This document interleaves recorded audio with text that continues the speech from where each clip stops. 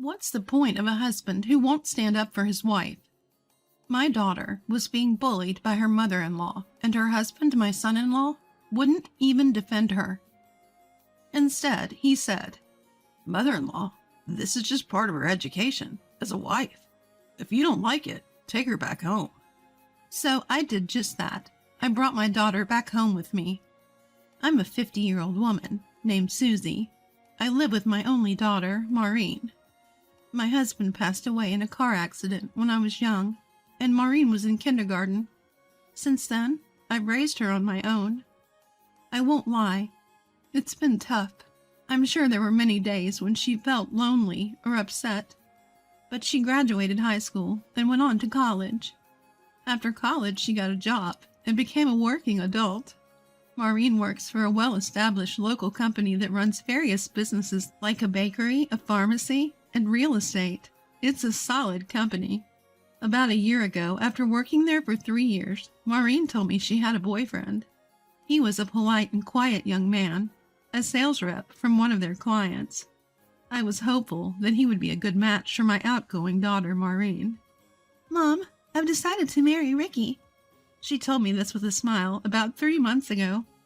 I was thrilled that she had finally found happiness and celebrated grandly. We went all out for the wedding and the housewarming.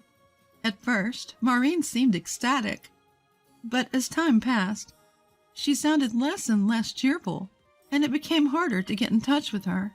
I thought it was just typical post-wedding blues, so I decided to wait for her to reach out.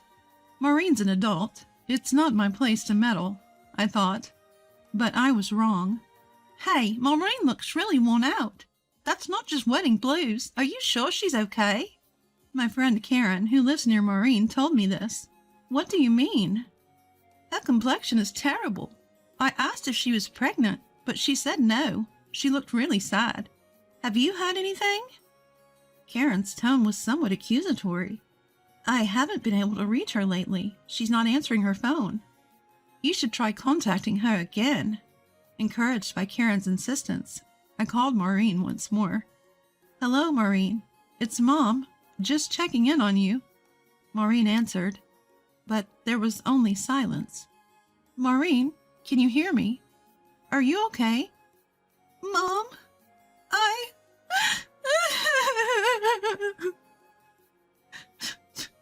Maureen broke down crying on the phone. "Maureen, are you okay?" "Mom, I'm not okay." Hearing that Maureen wasn't doing well, I regretted not visiting her sooner. I've been so wrapped up in work that I've neglected her. But Maureen always put on a brave face for me, always cheerful. Now she's in tears, saying she's not okay. I held back my emotions and rushed to Maureen's side. "Maureen, Mom's here."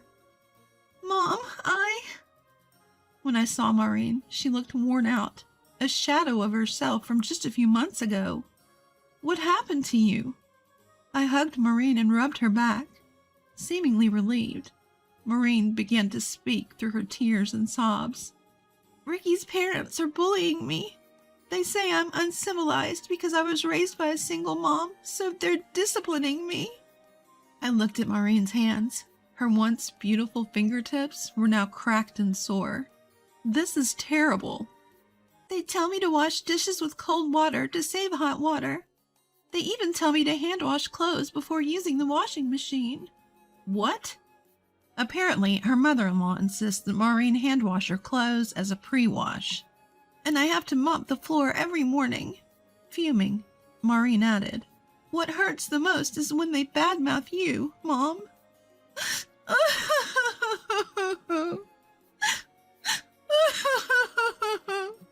She burst into tears. I was livid and yelled at Ricky's parents. "What are you doing to my daughter?" Ricky's parents came out from the living room. "What's going on?" "Who do you think you are, making a scene in our home?" "You're bullying my daughter under the guise of discipline." They retorted, "This is why we can't deal with women from single-parent homes." "We're just disciplining an uncivilized girl. Your attitude is unacceptable." They began to mock us. "What's going on?" Ricky came out after hearing the commotion. Ricky, your wife is so flawed that we're disciplining her, and her unreasonable mother is making a fuss. Ricky's mom reported to him as if tattling. I confronted Ricky. If you're her husband, don't just stand there. Help Maureen. You're misunderstanding.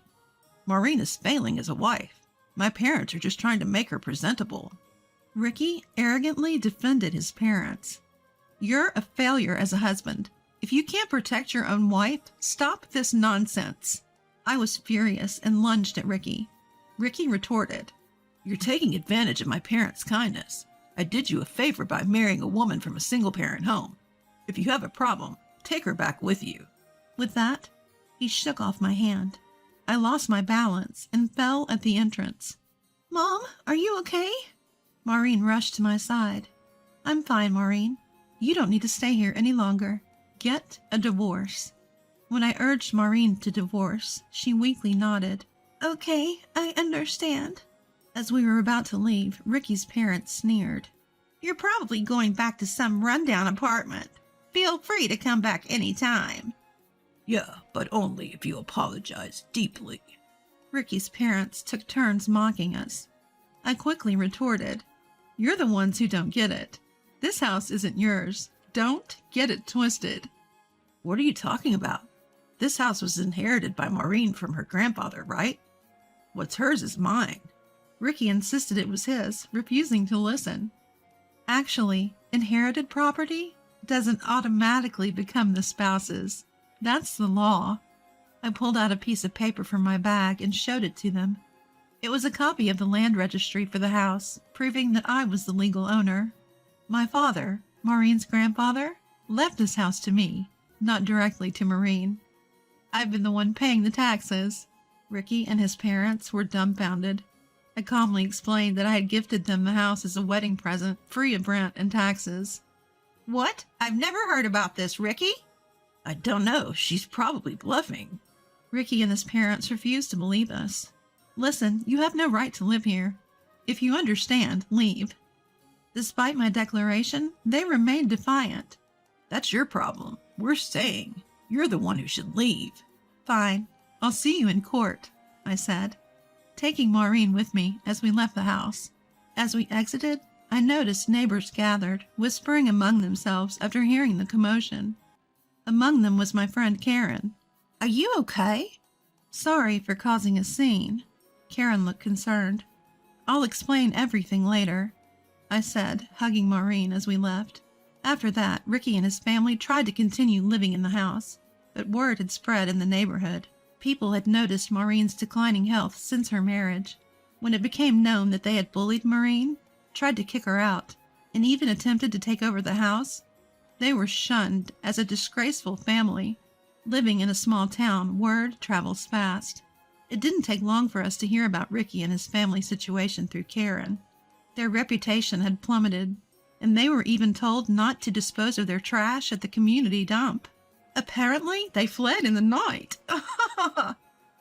Karen told me, chuckling. Within a month of us leaving, Ricky had called my cell phone multiple times. It's your fault we can't live there anymore because of the harassment. Apologize now. I'm not sure what you're talking about. I brushed him off.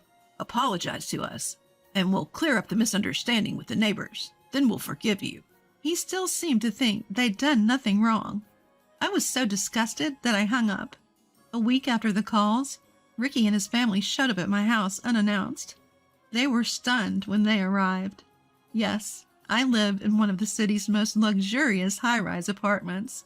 In fact, my late husband ran a company, and I took over as CEO after his passing.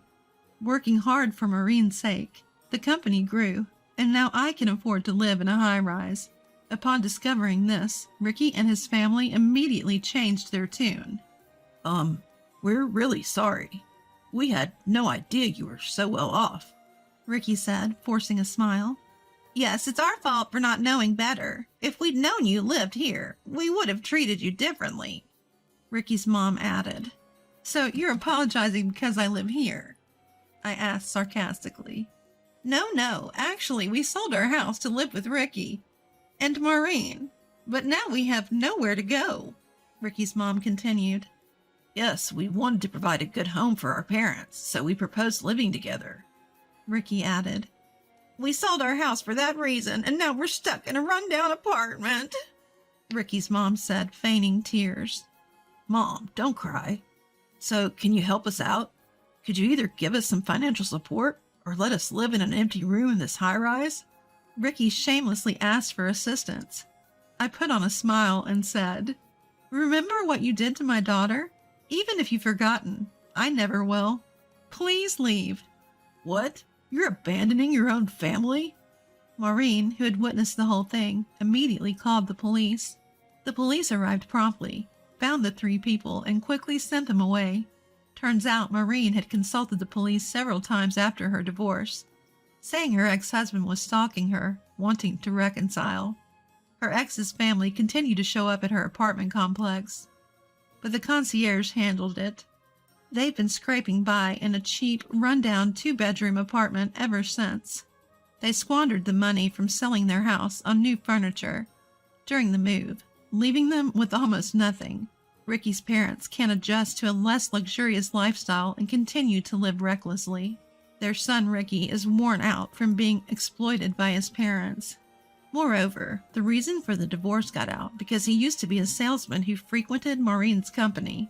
As a result, he's been banned from Maureen's company and lost a major client, derailing his career. Even Ricky's parents have started looking for work, realizing the gravity of the situation. But due to their age, skills, and neighborhood gossip, they're struggling to find employment. The jobs they do find don't pay well, and they continue to live in hardship. I decided it would be a waste to leave my father's house vacant, so I've opened it up as a community center for the neighborhood. I occasionally check in to make sure Ricky's family isn't causing trouble.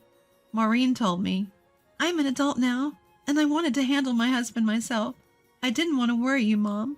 I've been telling her, it's not shameful to ask for help. The sooner you speak up, the less you'll suffer. So speak up sooner from now on. After the divorce, Maureen has been living in my high-rise apartment and continues to work at the company she's been with since before her marriage. She was downcast when she first came back home, but now she's back to her old self and helps around the house. We plan to live happily together for the foreseeable future.